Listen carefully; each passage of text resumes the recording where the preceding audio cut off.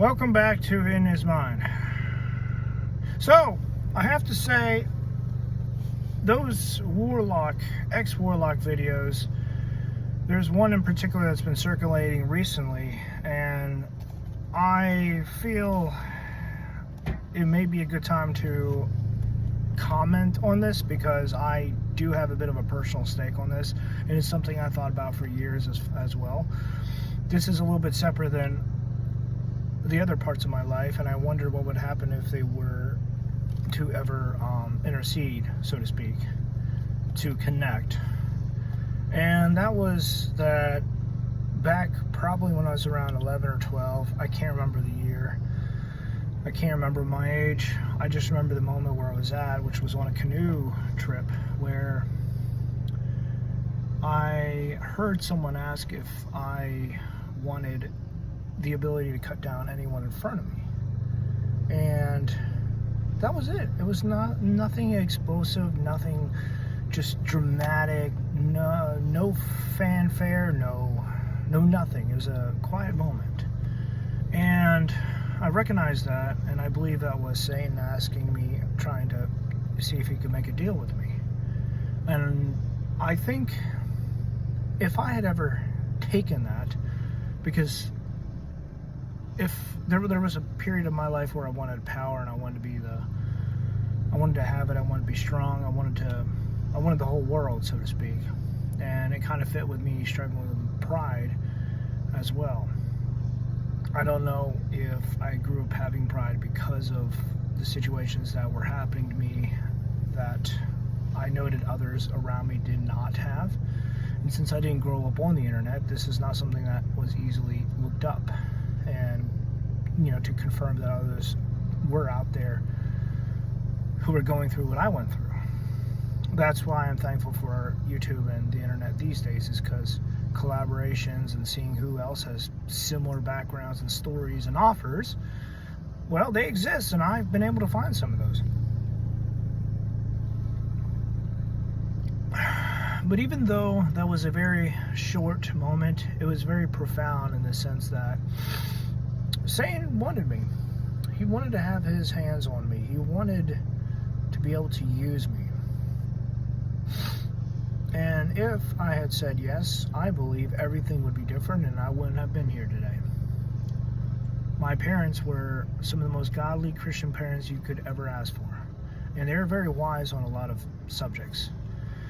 So believe me when I say I've thought about it a long time as far as this topic per se. And I guess hearing other people come forward with their testimonies has made me realize having a moment or two talking about this of my own experience may actually be beneficial. That being said, Dream, the being who was in my life for years, he didn't have much to say on that per se, but I noted of what he did have to say that tied in with that. And it's interesting to note how there was a promise, not a threat, a promise. A promise made that if I'm blanking on the specifics right now. I'll be able to remember later, but it's probably best if I don't go into specifics here anyway. Not everything needs to be public.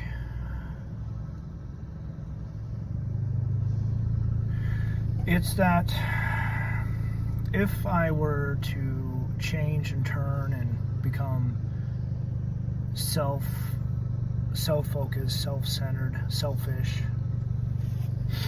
I think selfish is the word I'm looking for here. That I would end up being haunted. I do not know if the two are ever connected because these were at two different periods of my life. One, when I was the first with Satan's offer, the devil's offer, whatever you want to call it.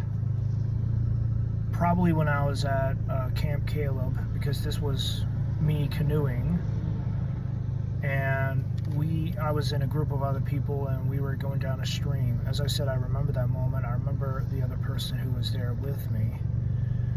And I remember it being a very serene moment.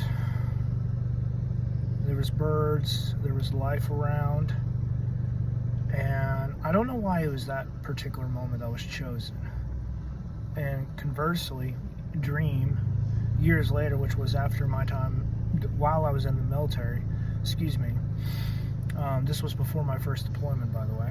I think it was either right before or it was right after, in between my two deployments. This was in front of the barracks, and I don't know, but either way, I was made only one offer, and I turned it down. I spent a couple minutes thinking about it, and I thought about the repercussions, because even back then I was smart, I was intelligent, I knew a lot, I knew more or less what I wanted. It's surprising how much can change without everything changing, including what you wanted back then. I think that came out wrong, but the idea is what you want as a kid, not all of it's going to change when you grow up as an adult. And even then, what does change, it won't necessarily be what you desired or what you wanted when you were younger. So I don't think I would have been blessed or as protected as I am now, as I was till as I am now. I don't think my parents would have been here today if I would have accepted. I don't think things would have gone down this road at all. I think my life would have been a living hell. Yeah, the military would never been involved. I would have just gone down a completely different direction. And I can only speculate up to a certain point. That being said, there's another thing that I want to tie on to this. And that was a realization probably last year, I think. Last year or the year before last year, is that, and it's very sad for me to say this, but it falls in line with Satan and a lot of what's happening in this world. Anything and everything that can be monetized will be. Anything that can be used will be. Everything has a price. And it's one of those sad truths that you kind of realize. And the more struggles that we go through, the more we are challenged as far as to compromise our values with ease, with luxury, being able to pay for what we want, not just for what we need. And Satan is very cunning in that sense. And you know what? It's not exactly like entirely the blame is put on him. We're very selfish, we're self-centered, we want what we want, and it's basically we give God and the devil the finger a leg. This isn't just simply, oh, let's blame the devil and say it's all his fault. We are very predictable in the sense of lust and greed. We want what we want. I'm saying that looking in front of me because I have a whole bunch of grass that I need to cut today. Yay for responsibilities in adulthood, right? And being a homeowner. Jeez. I know. That being said, if I had accepted the devil's offer, if I said yes and I had gotten whatever he would have promised, who knows? That being said, I would have been protected for sure, because, God and Satan, they protect people for different reasons. Like, do not mess with these people, do not do this, do not do that, up until a certain point. Obviously, life and experience and other things have happened. And yes, the devil has saved other people on accord, but not in the way that you would think, and definitely not with protection, per se. Not for those individuals anyway. They're going to step in and make sure that what's done is done, but it's not going to be at the people that they're trying to protect, quote unquote. As far as I understand anyway. This is a deep topic, and other people have added their own expertise, their own experiences, their own thoughts, all of it. And to be fair, if you happen to desire power and you want strength, even if it's for as simple as I want to be able to protect my family, myself, my pets, what I have, all of that, it could grow from there. It really depends. Satan doesn't exactly only approach kids. He'll approach adults as well. That being said, other people have already speculated that the Antichrist has been raised up every generation for when the end draws near and for when the tribulation and all that, when the Christians are called up, and all of that is set in place. I think this is in tune where I had speculated when I was a kid whether or not I could have been the Antichrist. Safely to say, no, that's not the case. And that being said, it probably added more to my mood swings and my issues and problems attaching with my parents growing up, because I had attachment issues, being adopted and all that. It's one of those things that you speculate on, like, what all could have changed. Yeah. Who knows? There's a lot up in the air, but I wanted to go on record here and say that this happened to me too. And that is not something to be scared of. It's not something to worry about. It's not something to be happy about, for sure. Because being able to deal with the devil is something to think about and ponder and bring to God. Obviously, this is not for the weak of heart, and who knows what all could be different for the next person that the devil talks to. Now, do I believe it was Satan himself who asked me this? I don't know. I have trouble believing that it could have been, like it would have been Satan. I think it would have been someone else. Someone who could have stand to be in that place. Because Camp Caleb, Caleb's Challenge, White Sulphur Springs, Pennsylvania, this is a place back years ago that was a camp for kids that I was glad to be able to part of. And it's a really awesome place with good memories and all that. And I have a couple shirts still from those days.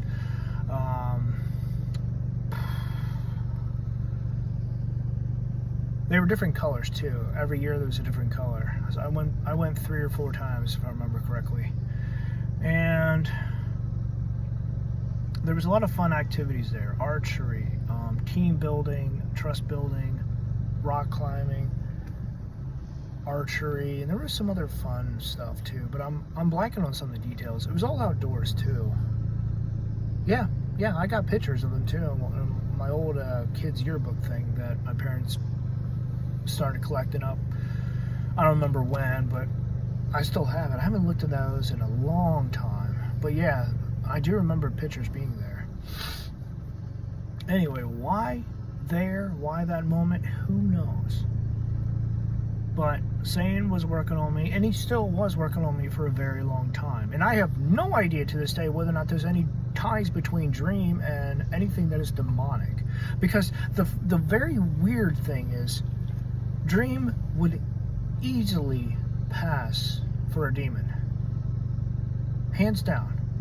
Like, very awful, very evil as far as appearances go. So, he's not an angel per se, not a traditional angel. If he was anything like, the Grim Reaper, as other people would say it, I could understand that. I could understand the visage, I could understand the attire, I could understand all of it. I don't know. There's a lot of questions that I have to this day as far as not just, what could have happened, but what exactly is tied together. And if there was anything tied together from my past, and then with what happened to me, with all that has happened to me when I was in the military. Who knows? I think if one is showing certain characteristics and flaws, so to speak, you're more likely to be targeted for blessings, favors, anything from Satan, from anything that is demonic. Because there are certain things that we are we are susceptible to that is not going to be godly or Christ-like in any way, shape, or form. It's going to be almost the exact opposite. Power, wanting power, craving power. That's one of those things that will lead you down the wrong path, even if it's for the right reasons. And let's just go back to Gandalf with Lord of the Rings there, with what he said, if you remember what he said about how he didn't want to be tempted and how he would wield the ring for the right reasons in the beginning, and then he would become worse than Sauron ever was later down the road. And you kind of saw that directly through Saruman, which was Gandalf's elder, so to speak, who ended up falling to temptation, and he used that power to create an army and to try to rule over. So yeah, a lot of this stuff is tenuous, because you give an inch, the devil will take a mile. And he doesn't even have to take very hard. He presents what you want, what you desire, what you're weak to, and he'll use those, and he'll wait, because he's not a human. He doesn't have like a limited lifespan the way that we do. He has a limited time, but it's not the same as a limited lifespan.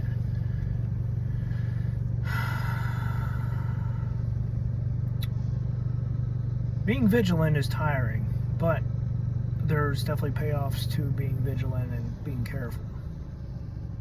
That being said, take a look, see what other people have to say on this. This is not something to be scared about or worried about, something to be thankful and to pray and to bring to God. Because here's the thing, we're all weak and we all can be tempted. We're all not going to get a personal visit from the devil himself, but even then, half the time you're going to be seen as a tool to be used, to be exploited. And there are deals to be made. You just kind of have to close your heart down to them, all of them, because it's not going to end well. That being said, even if you did get what you thought you wanted, it's never going to end well, ever. You're going to have lost a big part of yourself that you may never get back, ever. Your innocence is the first thing to go. In fact, it is the very first thing to go for a lot of things, in almost every area that I can think of. That is one of those transitions from being a kid and a teenager to an adult. Most people don't talk about that, though. They don't have a good grasp of what innocence is. It is not just simply a time of your life. It is not just a physical attribute. It is a lack of awareness that separates a kid from an adult. When you start seeing the bigger picture, you start understanding certain things. You know, the adult topics, not just finances. I'm talking about the sexual side, the human side, the carnal side, I think is what the Bible says. Carnal knowledge, all of that. You're going to start realizing you're losing your innocence. I don't necessarily know how that is important to the devil, but I know it ties in with all of this. I just don't know how. All right, until next time. I hope you like this. I hope you will stick around for more in the future, because there's definitely a lot to talk about. I think some of this I will take more time to think and pray about, because just because I can put it out doesn't mean I should put it out. All right, until next time.